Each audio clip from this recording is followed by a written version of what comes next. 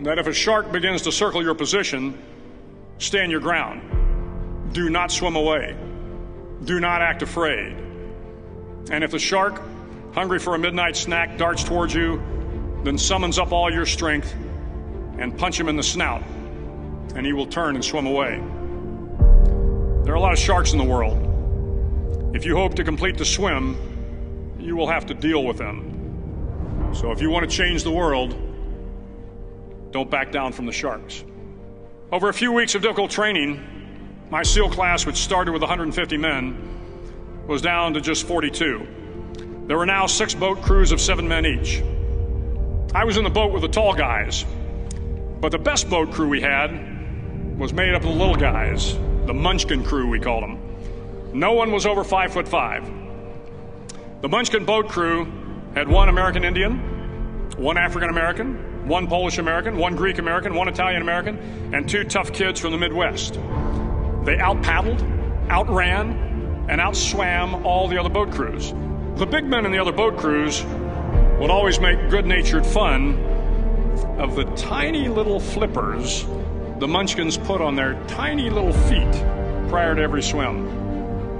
But somehow these little guys from every corner of the nation and the world always had the last laugh, swimming faster than everyone and reaching the shore long before the rest of us.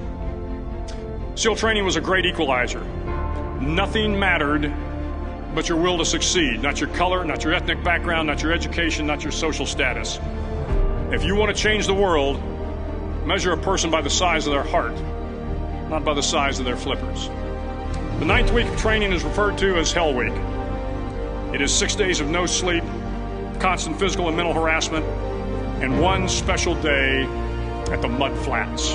The Mud Flats are an area between San Diego and Tijuana where the water runs off and creates the Tijuana Sloughs, a swampy patch of terrain where the mud will engulf you. It is on Wednesday of Hell Week that you paddle down to the Mud Flats and spend the next 15 hours trying to survive this freezing cold, the howling wind, and the incessant pressure to quit from the instructors. As the sun began to set that Wednesday evening, my training class, having committed some egregious infraction of the rules, was ordered into the mud. The mud consumed each man till there was nothing visible but our heads. The instructors told us we could leave the mud if only 5 men would quit. Only 5 men, just 5 men, and we could get out of the oppressive cold. Looking around the mud flat, it was apparent that some students were about to give up. It was still over 8 hours till the sun came up. 8 more hours of bone-chilling cold.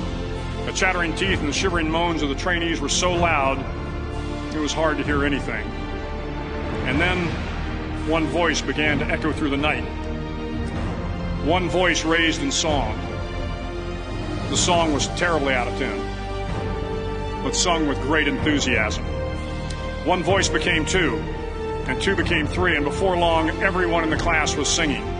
The instructors threatened us with more time in the mud if we kept up the singing, but the singing persisted, and somehow the mud seemed a little warmer, and the wind a little tamer, and the dawn not so far away.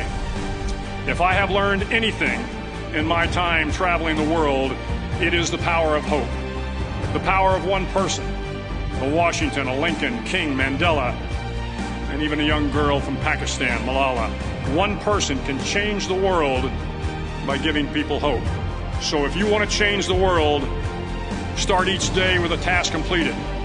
Find someone to help you through life. Respect everyone. Know that life is not fair and that you will fail often.